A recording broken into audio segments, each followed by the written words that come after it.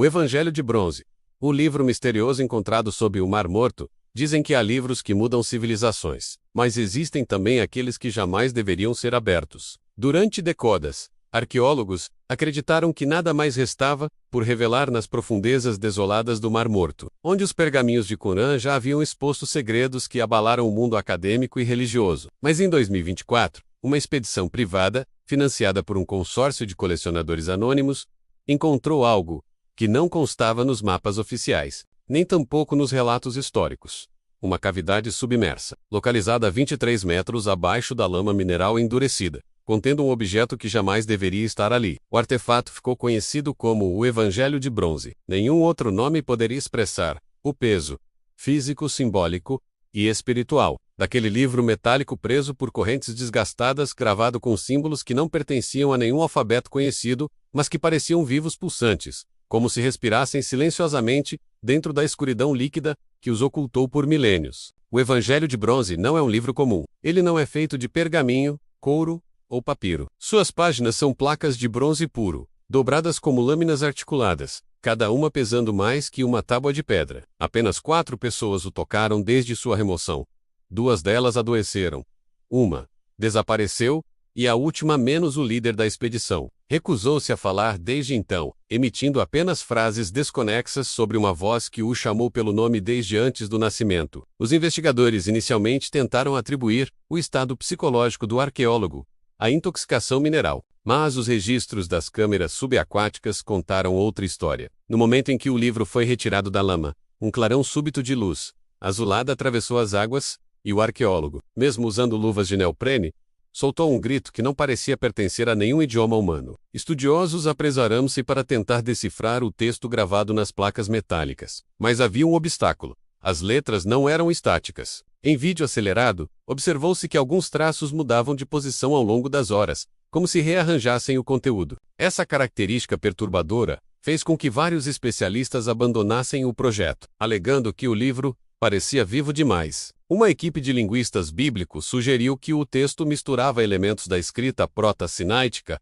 com símbolos sumérios e marcas geométricas semelhantes às usadas nos alfabetos angélicos atribuídos a Enoque. Um rabino idoso chamou o artefato de Sefer Hanistar, o livro oculto, e alertou que, se os antigos o enterraram, foi porque aquilo não era destinado aos homens. A partir daí, começaram as especulações. Teria o Evangelho de Bronze ligação com os escritos perdidos mencionados em livros apócrifos? Seria um dos documentos enigmáticos citados nos textos de Enoque, que falavam sobre revelações entregues por seres que desceram no Monte Hermon? Ou talvez um arquivo proibido dos sacerdotes essênios, guardado no mais fundo do Mar Morto, para nunca ver a luz novamente? Um fragmento traduzido foi revelado extraoficialmente por um pesquisador anônimo. O trecho, ainda que incompleto, descrevia o encontro entre um ser chamado Vigilante de Ouro e um profeta cujo nome foi apagado nas placas. O vigilante teria mostrado ao profeta o ciclo dos mundos e a linha quebrada da humanidade, indicando que a história humana não era linear,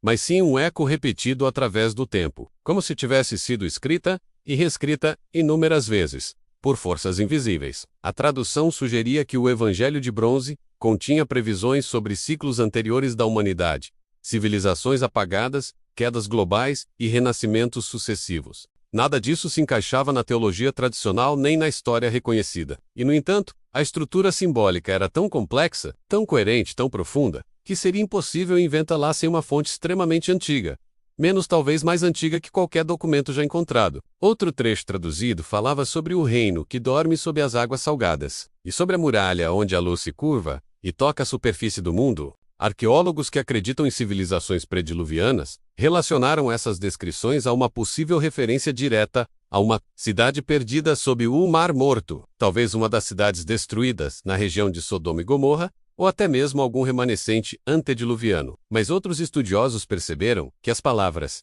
"a muralha onde a luz se curva" poderiam se referir a algo ainda mais controverso. A estrutura misteriosa que alguns teóricos afirmam existir, além da Antártida, uma fronteira cósmica ou energética que separaria o nosso mundo de outros territórios ocultos. O Evangelho de Bronze parecia unir camadas de história, cosmologia e espiritualidade em um único sistema de conhecimento, e isso o transformou imediatamente em um objeto de fascínio e temor. Conforme as traduções avançavam, Percebeu-se que o texto tinha uma característica perturbadora.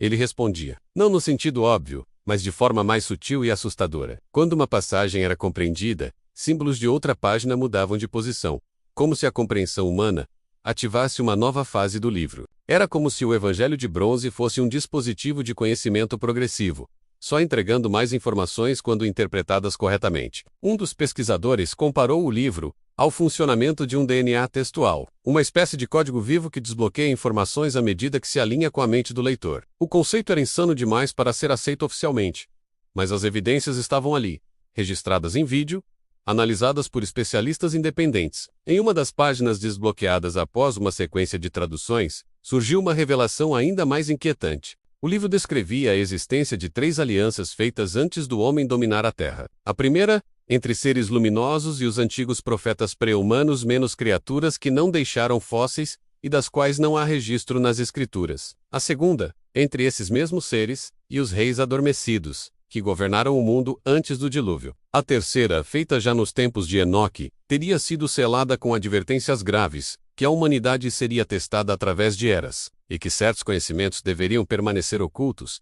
até o limiar do último ciclo. A menção ao último ciclo fez com que muitos estudiosos temessem que o livro estivesse relacionado a profecias escatológicas. E de fato, outra página mencionava um período no qual os céus seriam varridos por chamas artificiais, e o pensamento seria governado por ferro invisível, algo interpretado como tecnologia avançada. Mas o mais perturbador estava nas linhas seguintes.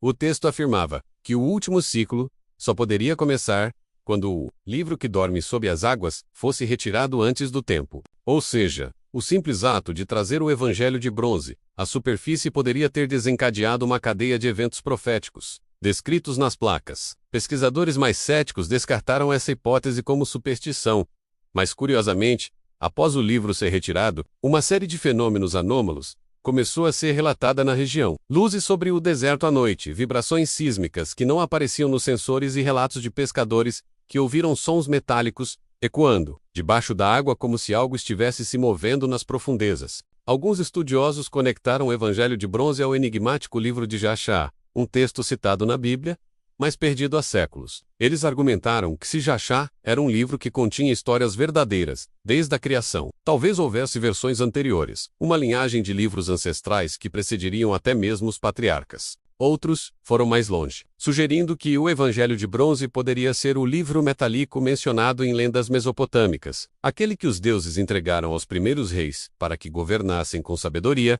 mas foi retirado após uma rebelião celestial. Isso explicaria por que o livro não se deteriorou no fundo do mar. Ele não era obra humana. Suas propriedades físicas eram estranhas demais, resistentes demais, precisas demais, como se tivessem sido forjadas por uma tecnologia além da compreensão humana. Em um dos trechos mais traduzidos, o livro dizia: aquele que abrir a última lâmina verá a verdade como luz multiplicada, mas a luz não será para olhos mortais. E o nome daquele que vê se apagará da terra.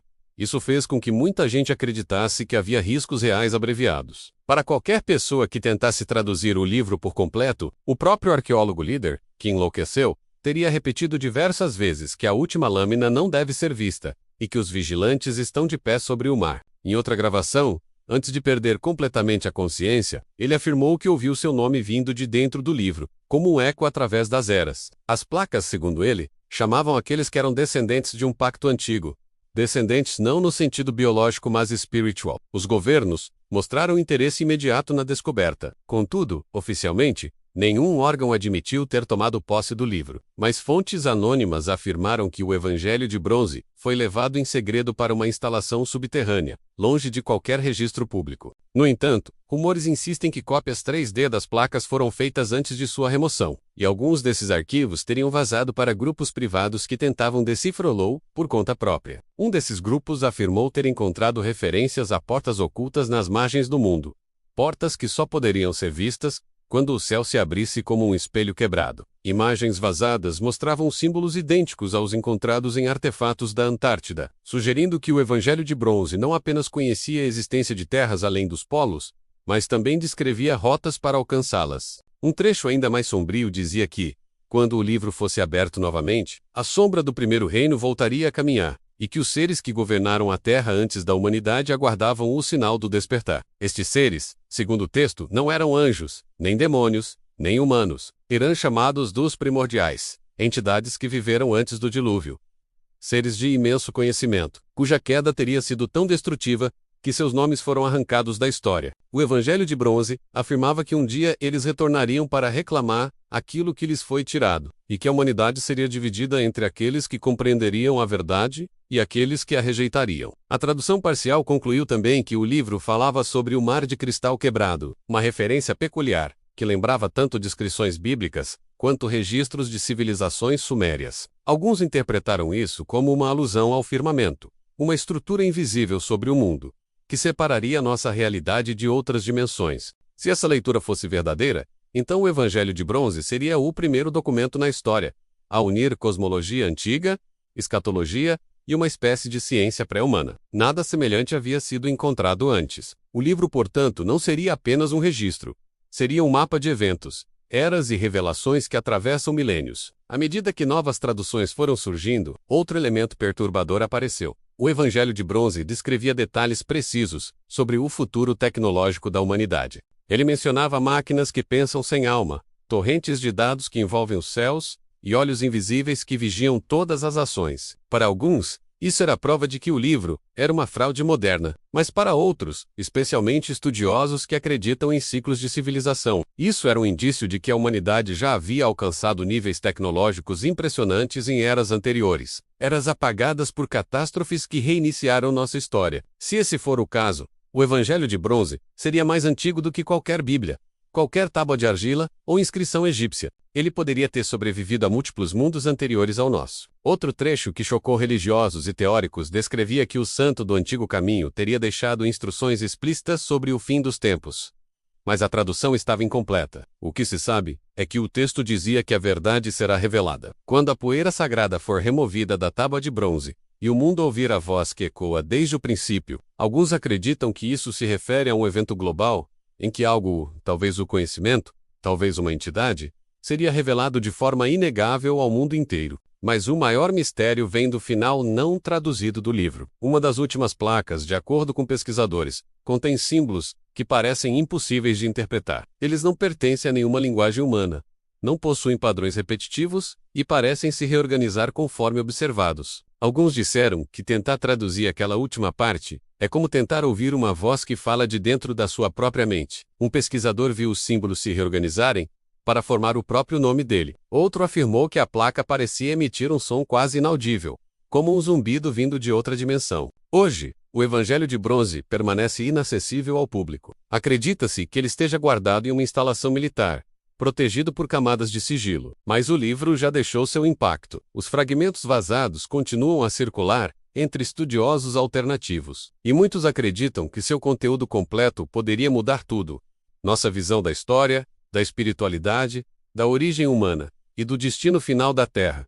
Se o Evangelho de Bronze realmente contém o mapa dos ciclos da humanidade, então, seu retorno à superfície não foi um acidente, mas um sinal de que estamos nos aproximando do último ciclo descrito nas placas, um ciclo em que, como o texto afirma, os céus se abrirão e os primeiros voltarão a caminhar. Se isso é apenas mito, teoria ou verdade, oculta por milênios, ninguém sabe. Mas uma coisa é certa: nunca antes um livro encontrado sob as águas trouxe tanto temor, fascínio e revelações. E talvez, como dizia o próprio Evangelho de Bronze, a verdade escondida nos metais só pode ser revelada quando o mundo estiver preparado. A grande pergunta é: estamos preparados?